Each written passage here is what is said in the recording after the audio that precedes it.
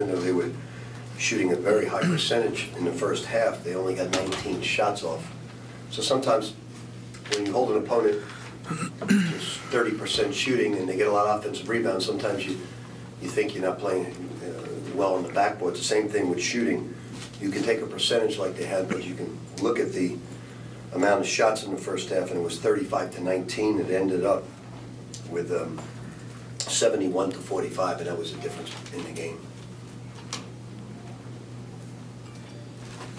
You had to play a stretch without Montrez in the second half. Is that kind of good in a way to kind of get? Yeah, we shouldn't have had to play a stretch without him, but we did, and we got through it. And it's a shame because he was playing a good game. Was this the kind of game that you wanted to see your guys have? I know it's USF and they've struggled, but where your team doesn't shoot the lights out, but you still have to do other things? You know, I think the thing that sometimes you disregard, we're better than South Florida, don't get me wrong. We were better than some of the teams like Houston that we've played. We have more talent. But it's the way you're playing against those teams that's impressive. Because if you look at every league and you look at the bottom, the way the bottom plays the top sometimes, top teams, and you realize what we're doing, sometimes you just take it for granted, and I don't as a coach. I think they're very focused, they're very tuned in. Tonight, why you may think we didn't play as well, because we didn't shoot the ball as well. If you break it down, they were open shots, they didn't go in. The other night they did go in. But you still moved the basketball, you still did a lot of good things. You only turned it over 8 times, you had 20 forced turnovers, you had 10 steals, so there were a lot of good things. I think that, without question, I like what Mango did tonight. He bailed us out of quite a few situations with blocks and offensive fouls. So I like the way he played. I thought he did a very good job. Why do you think there is that disparity between the bottom half of the league? I mean, it's not even close at this point. Well, you know, I think it happens in a lot of leagues. If you look at the Big East right now, it's happened to them. If you look at the only one, there's a few conferences where it hasn't happened, but you know, like the Big Ten, it hasn't happened.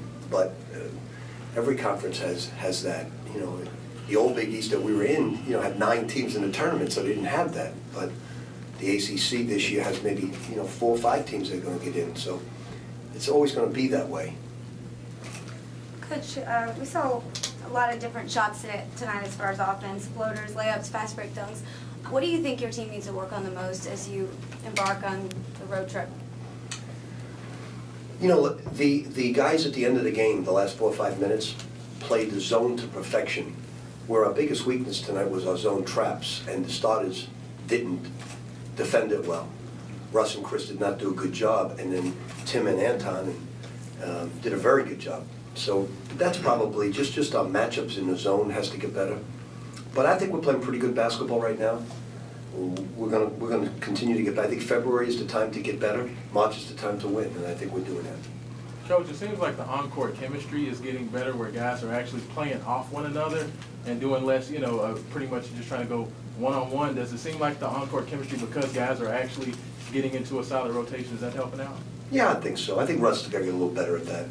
I think Russ just at home gets excited and tries to turn on the crowd with special things. You know, I think because he's just a freshman, he just does that. You're getting more from Mango and Steven now against a team like Cincinnati. What do you expect from them, and what do they need to do? Well, Cincinnati hurt us in the beginning because they switched, and we didn't take advantage when they did switch of certain situations, and we got off to a slow start, and then we came on and played very well. But we know, look, we're going to be in, we've already been to 2 extremely hostile places with Kentucky and Connecticut, and we're going to go into 3 extremely hostile places with Cincinnati, SMU, and Memphis. So it'll be very good for us to get us tournament ready, and we're starting to play the right type of basketball right now. High number of assists, low number of turnovers. By and large, pretty good defense. Montrez broke the dunk record tonight. Is he one of the most dunk-hungry players that you've ever coached? I really haven't thought about that, Howie, too much, to be honest with you. Dunk hungry. So, always look for it. You know, I'm surprised that a sophomore who played limited time as a freshman could set that. You know, I would think right away that Dr. Duncanstein would have had that by a mini dunk. So It's kind of incredible that a sophomore could do it who played limited time as a freshman. It's kind of interesting, isn't it? Rick, Russ passed Wes Unseld on the all-time scoring list tonight. I mean, I think for a lot of people, they're surprised that Russ has gotten to this point. What can you say about his career? You know, like I looked at some of the rankings, and Russ, one ranking point was like 90th in the country. And I just, being an ex-pro coach, like I'm praying the New York Knicks draft Russ. I'm praying, because I think he'd be great with the Knicks.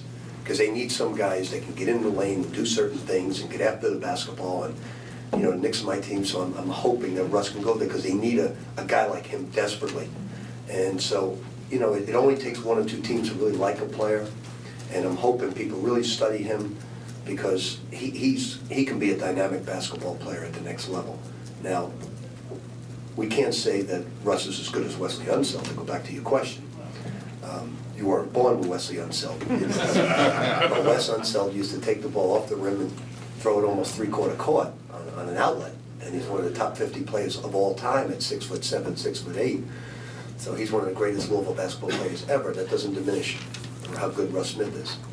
How do you think Russ has answered some of the questions this year that in terms of the pros, in terms of... Well, what we asked of him, what the pro scouts wanted to see is better shooting percentage, better shot selection, accomplished.